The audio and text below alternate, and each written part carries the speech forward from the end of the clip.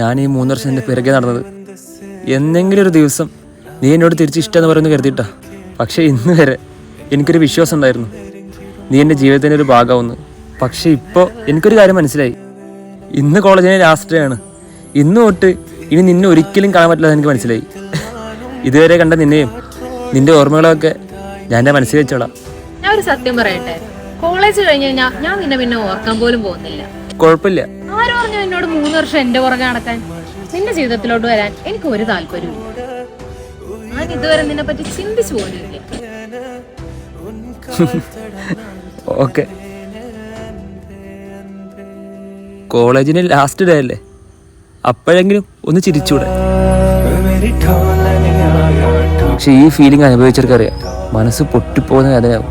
നമ്മുടെ കൂടെ നമ്മുടെ ജീവിതത്തിൽ ഉണ്ടാവണമെന്ന് വിചാരിച്ച ഒരാൾ ഇനി ഒരിക്കലും അവർ കാണാൻ